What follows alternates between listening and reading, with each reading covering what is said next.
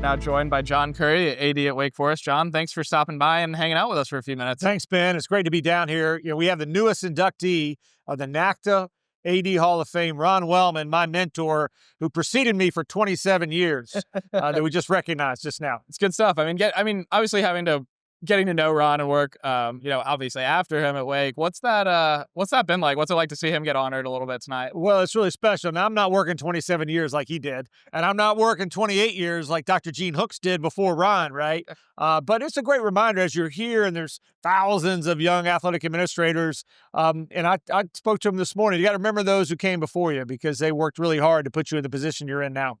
Certainly, Ron saw a lot of changes in his time. You've seen a lot of changes in your career, and let alone in the last 10, 15 years, Right. let alone the last 2 years, really.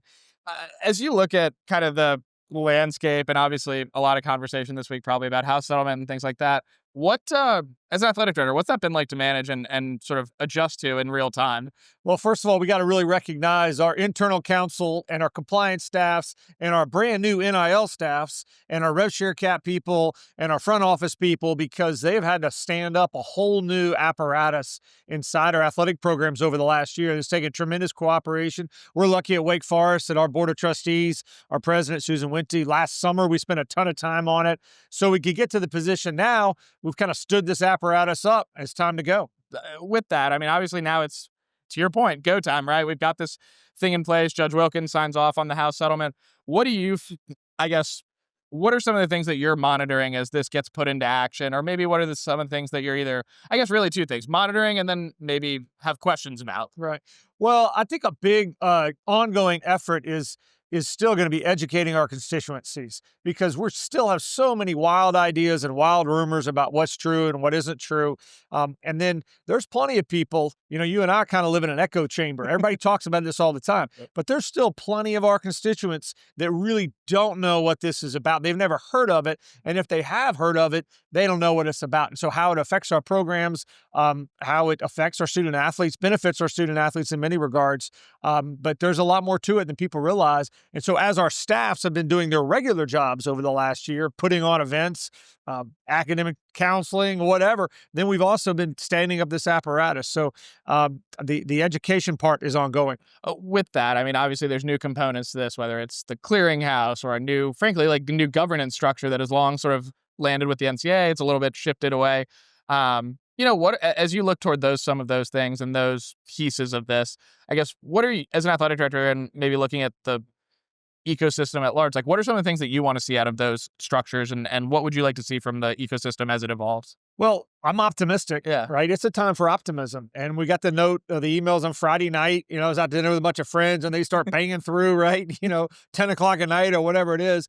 And I thought about it the next morning. I actually sent a couple of commissioners, including ours, Jim Phillips, a note.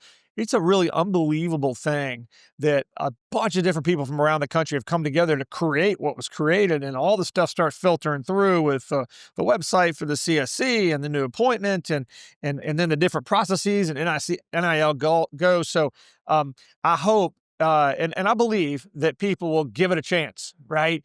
And before you start throwing stones at these new processes, I think you got to give a lot of credit to those commissioners, to those council, to really the whole process of the settlement to get to this point. I don't know about you. I feel like the longer I'm in this, I think all of us should have gone to law school or something like that to deal with all of this. Well, I did not. I certainly didn't.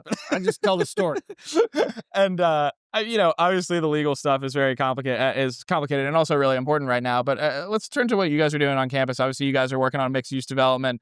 Walk us through a little bit of that project and kind of what you guys are hoping out of that as well. Yeah, well, under the leadership of our president, Susan R. Wente, we hadn't been sitting around waiting for the house settlement to get done. And really, we actually started 4 or 5 years ago with a concerted effort to see how we could better utilize the land that's adjacent to Legacy Federal Credit Union Stadium, Lawrence Scholl Coliseum, our baseball stadium, our tennis courts. We got the largest aggregation of sports and entertainment facilities in North Carolina, west of Greensboro, north of Charlotte. There's 1.7 million people within within 30 minutes of where we sit.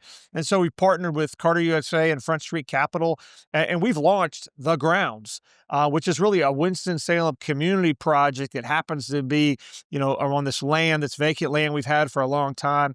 And we're going. We got a huge clearing, a massive construction fence. I'm excited people are going to see it this fall. We got a $35 million grant from the state of North Carolina.